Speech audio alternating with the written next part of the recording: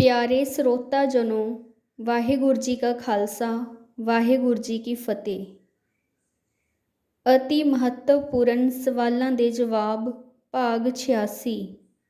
ਆਓ ਸੁਣਦੇ ਹਾਂ। ਸਵਾਲ, ਸੰਪਾਦਕ ਜੀ, ਇਹ ਸ਼ਬਦ ਕਦੀ-ਕਦੀ ਸੁਣਨ ਨੂੰ ਮਿਲਦਾ ਹੈ। ਸੁਣਨ ਵਾਲਿਆਂ ਨੂੰ ਸਕੂਨ ਦਿੰਦਾ ਹੈ ਤੇ ਵਿਚਾਰਨ ਲਈ ਮਜਬੂਰ ਕਰਦਾ ਹੈ। ਜਿਸ ਵਿੱਚੋਂ ਦੋ ਤੁਕਾਂ ਇਹ ਹਨ: ਊਠਤ ਬੈਠਤ ਸੋਵਤ ਜਾਗਤ, ਏ ਮਨ ਤੁਝੈ ਚਿਤਾਰੈ। ਸੂਖ ਦੁਖ ਇਸ ਮਨ ਕੀ ਬਿਰਥਾ, ਤੁਝੀ ਆਗੈ ਸਾਰੈ। ਇਹਨਾਂ ਤੁਕਾਂ ਤੇ ਵਿਚਾਰ ਕਰਨੀ ਬਣਦੀ ਹੈ ਤਾਂ ਕਿ ਸਭ ਨੂੰ ਸ਼ਬਦ ਦਾ ਆਧਾਰ ਤੇ ਮਤਲਬ ਚੰਗੀ ਤਰ੍ਹਾਂ ਸਮਝ ਆ ਜਾਵੇ। ਜਵਾਬ, ਪਾਠਕ ਜੀਓ, ਇਹ ਪੂਰਾ ਸ਼ਬਦ ਪੰਜਵੇਂ ਨਾਨਕ ਗੁਰੂ ਅਰਜਨ ਸਾਹਿਬ ਜੀ ਦਾ ਇਸ ਤਰ੍ਹਾਂ ਹੈ। ਬਿਲਾਵਲ ਮਹੱਲਾ ਪੰਜਵਾਂ, ਅੰਗ 820। ਪ੍ਰਭ ਜੀ ਤੂੰ ਮੇਰੇ ਪ੍ਰਾਣ ਆਧਾਰੈ, ਨਮਸਕਾਰ ਡੰਡੋਤ ਬੰਦਨਾ, ਅਨਿਕ ਬਾਰ ਜਾਉ ਬਾਰੈ। ਰਹਾਉ। ਊਠਤ ਬੈਠਤ ਸੋਵਤ ਜਾਗਤ, ਏ ਮਨ ਤੁਝੈ ਚਿਤਾਰੈ। ਸੂਖ ਦੁਖ ਇਸ ਮਨ ਕੀ ਬਿਰਥਾ, ਤੁਝੀ ਆਗੈ ਸਾਰੈ। ਤੂੰ ਮੇਰੀ ਓਟ ਬਲ ਬੁੱਧ ਧਨ, ਤੁਮ ਹੀ ਤੁਮੈ ਮੇਰੈ ਪਰਵਾਰੈ। ਜੋ ਤੁਮ ਕਰੋ ਸੋਈ ਭਲ ਹਮਰੈ, ਪੇਖ ਨਾਨਕ ਸੁਖ ਚਰਨਾਰੈ।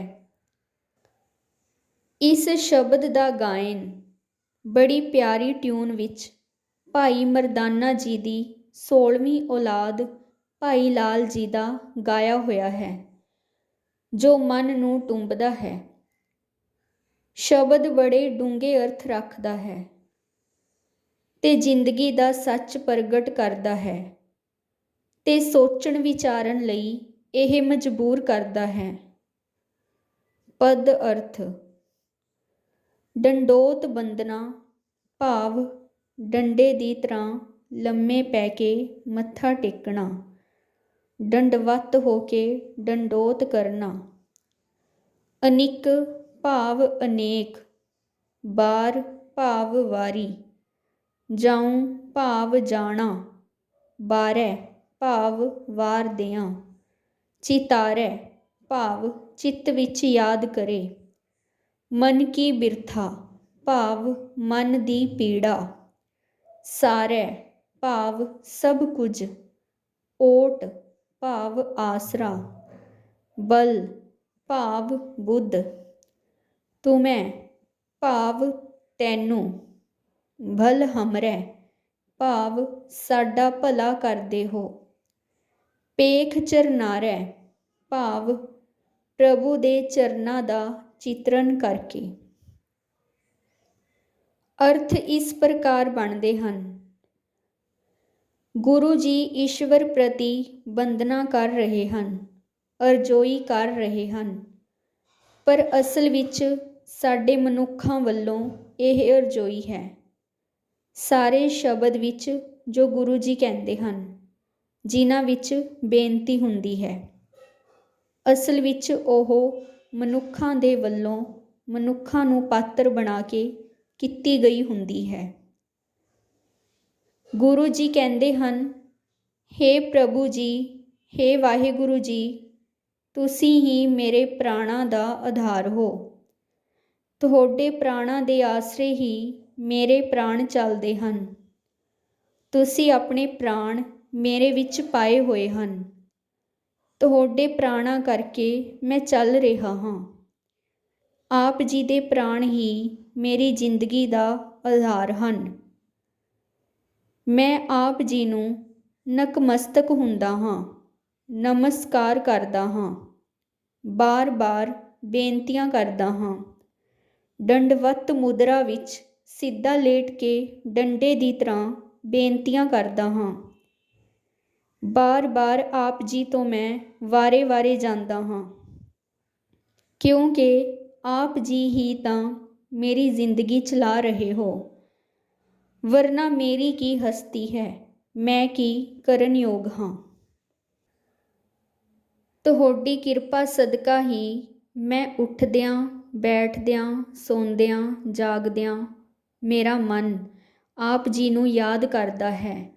ਆਪ ਜੀ ਦੇ ਗੁਣ ਗਾਇਨ ਕਰਕੇ ਆਪ ਜੀ ਦੀ ਪਵਿੱਤਰ ਯਾਦ ਨਾਲ ਜੁੜਦਾ ਹੈ।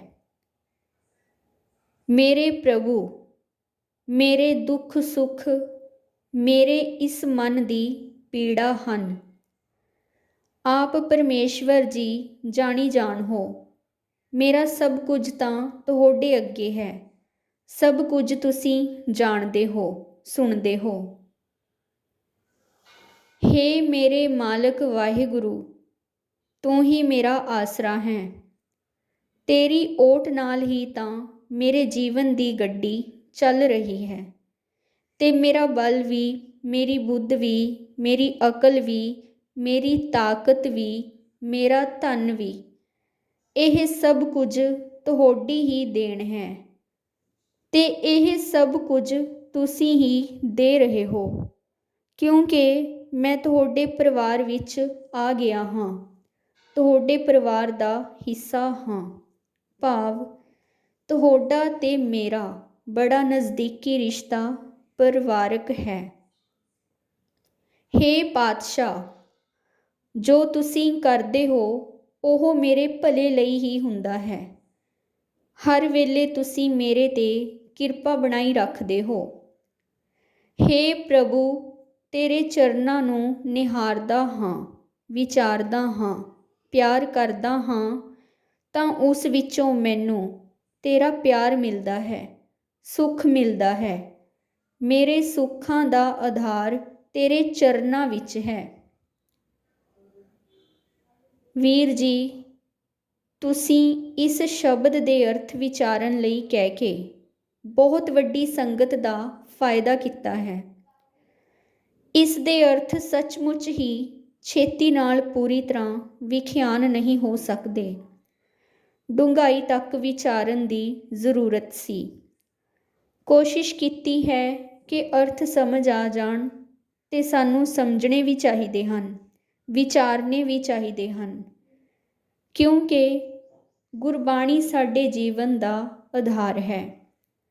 ਜਿਵੇਂ ਜਿਵੇਂ ਅਸੀਂ ਗੁਰਬਾਣੀ ਦੇ ਅਰਥ ਵਿਚਾਰਦੇ ਸਮਝਦੇ ਹਾਂ, ਤਿਵੇਂ ਤਿਵੇਂ ਸਾਡਾ ਪਿਆਰ ਸਤਿਕਾਰ ਗੁਰੂ ਪ੍ਰਤੀ ਵੱਧਦਾ ਜਾਂਦਾ ਹੈ। ਹੋਈਆਂ ਭੁੱਲਾਂ ਦੀ ਮਾਫ਼ੀ ਚਾਹੁੰਦਾ ਹਾਂ। ਵਿਚਾਰ ਦੇਵਿੰਦਰਜੀਤ ਸਿੰਘ। ਪਿਆਰੇ ਸਰੋਤਾ ਜਨੋ, ਨਿਰੋਲ ਸੱਚ ਦਾ ਗਿਆਨ ਟੀਵੀ ਚੈਨਲ ਜੋ ਸੱਚ ਦੇ ਪ੍ਰਚਾਰ ਲਈ ਹੈ, ਇਸ ਨੂੰ ਰੋਜ਼ਾਨਾ ਸੁਣੋ ਜੀ, ਤੇ ਆਪਣੇ ਮਿੱਤਰਾਂ ਤੇ ਰਿਸ਼ਤੇਦਾਰਾਂ ਵਿੱਚ ਇਸ ਚੈਨਲ ਨੂੰ ਸ਼ੇਅਰ ਕਰੋ ਜੀ, ਤੇ ਸਬਸਕ੍ਰਾਈਬ ਵੀ ਕਰਵਾਓ ਜੀ। ਸੱਚ ਦਾ ਗਿਆਨ ਵੰਡਣਾ ਪਰ ਉਪਕਾਰ ਹੈ। ਵਾਹਿਗੁਰੂ ਜੀ ਕਾ ਖਾਲਸਾ, ਵਾਹਿਗੁਰੂ ਜੀ ਕੀ ਫਤਿਹ।